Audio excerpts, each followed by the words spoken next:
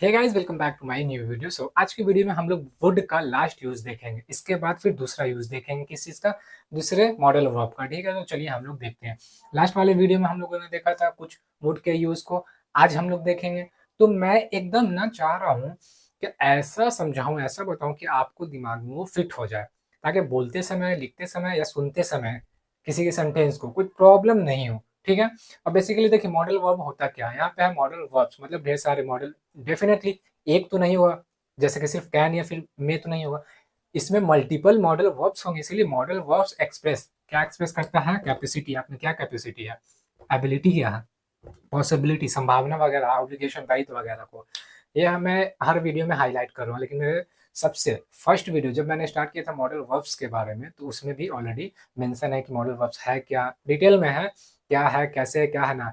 Basically modal verbs auxiliary verb की तरह ही काम करता है, जो कि हेल्पिंग वर्ब के नाम से भी जाना जाता है। मेन वर्ब की तरह काम नहीं करता, हेल्प करता है बताने में कि किस चीज का बात हो रहा है, पावर का, कैपेसिटी का, एबिलिटी का, किस समय का बात हो रहा है, प्रेजेंट का मतलब पास्ट का, ऐसे। ठीक है। तो चलिए हम लोग लास्ट वुड का यूज देखते हैं, इसको रफा दफा करते हैं, कंप्लीट करते हैं।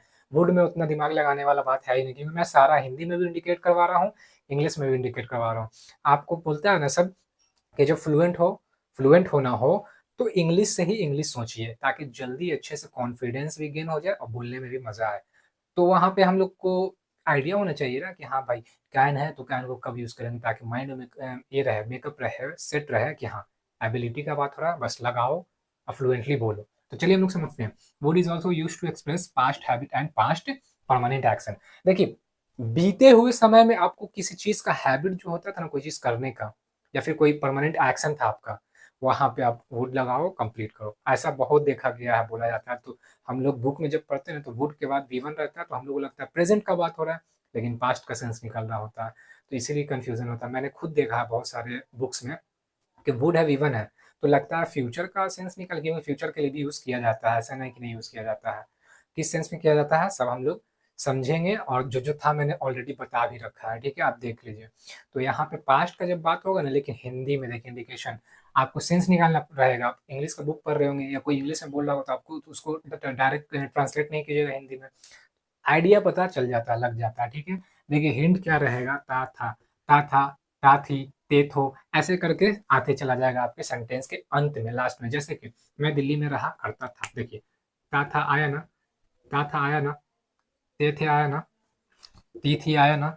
तो वही है, यहाँ पे सबके एंड में ये आ रहा है, लेकिन इस पे डिपेंड नहीं रहना, डिपेंड इस पे ज्यादातर रहना कि आपको पास्ट हैबिट का जब बात हो गया, पास्ट परमानेंट एक्शन जो आप करते थे, वहां पे subject plus would plus V1 plus object plus other word question, other word object के बाद क्वेश्चन वर्ड, क्वेश्चन।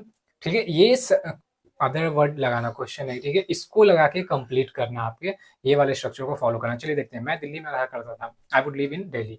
आपको पता है सब्जेक्ट क्या होता है? डूअर होता है, एक्शन को परफॉर्म करने वाला। मेरे ऑलरेडी यूट्यूब चैनल पे सारे तरह के वीडियोस अपलोडेड है, सब्जेक्ट कितने तरह के हैं, फिर जाके सेंटेंसेस कितने तरह के होते हैं, मेन वर्ब्स कितने तरह के हैं, ऑक्सिलरी वर्ब क्या है, कैसे हैं, सारा सब कुछ है कवर। आप देखिए आने वाले समय में और जितना बचा हुआ सब कवर करेंगे, सबका एकदम ब्रेक डाउन करेंगे, सबके हम लोग आइडेंटिफिकेशन देखेंगे, ताकि एकदम ईजी करें इंग्लिश को, चाहे एग्जाम के पॉइंट ऑफ व्यू से रहे, चाहे स्पोकन के पॉइंट ऑफ व्यू से रहे। चलिए देखिए, I would live in Delhi.